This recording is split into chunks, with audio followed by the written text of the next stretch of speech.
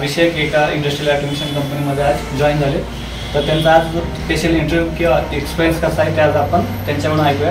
पहिल्यांदा त्यांचं हार्दिक असं अभिनंदन कंपनीमध्ये.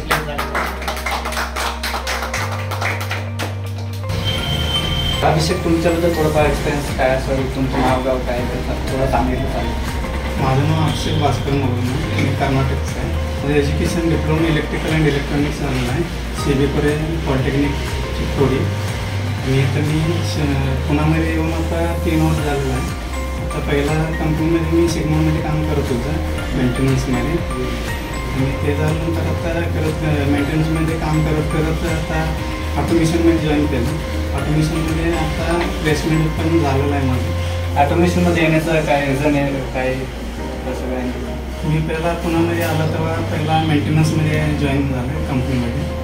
तेव्हा मेंटेनन्समध्ये काम करत करत काय झालं, तेव्हा मेंटेनन्समध्ये जास्त पुढं ग्रोथ नाही. त्यामुळं माझं विचार आलं ऑटोमेशनमध्ये जॉईन करायचं. पुढं ऑटोमेशनमध्ये रोबोटिक्समध्ये पुढं ग्रोथ आहे, त्यामुळं मी ऑटोमेशनमध्ये ॲडमिशन घेतलं. ऑटोमेशन ट्रेनिंग हबमध्येच तुम्ही जॉईन करण्याचं काय डिसिजन घेतलं? माझा फ्रेंड एक तर ऑटोमेशनमध्ये का कोर्स करत होतं, त्याच्याकडे एन्क्वायरी करून घेतलं कसं आहे क्लास वगैरे. ते फ्रेंड्स पण म्हटलं कोर्स वगैरे चांगला आहे, तिथे टीचिंग वगैरे चांगलं आहे. आणि त्यानंतर इथं सगळे एन्क्वायरी करून ॲडमिशन घेतलं. इथं स्टार्टिंग कसं म्हणजे आतमध्ये एन्जॉय गेल्यानंतर कसं काय आपली एन्जॉय कोणी हँडल केली, काय रिस्पॉन्स कसं होतं? मनीष सर सगळं एन्क्वायरी वगैरे सांगितलं, असं आहे सगळं इन्स्टिट्यूट पाहिजे असं सांगितलं. सगळं लॅब वगैरे लागतं. जॉईन कधी केलं? 2024मध्ये केलं. मग एवढे दिवस करायला मेंटेनन्समध्ये काम करत होतं, इकडे जास्त टाईम भेटत नाही, त्यामुळे एवढं. आता जो जॉब भेटला आहे त्याच्यामध्ये आणि जे पहिला जॉब होता त्याच्यामध्ये हाईक वगैरे भेटली की कसं काय तुला वाटतं? हाईक भेटले. आता पेमेंट आहे त्याच्यापेक्षा आता 25% हाईक भेटले.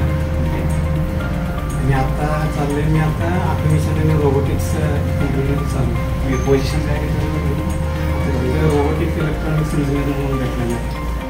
तर तुझ्यासोबतचे जे काही लोक आहेत किंवा कंपनीतले कॉलेज फ्रेंड असतील, गावाकडचे लोक असतील, त्यांना ऑटोमेशन ट्रेनिंग सजेस्ट करशील? करू शकतो. तर पुन्हा एकदा तुझं अभिनंदन.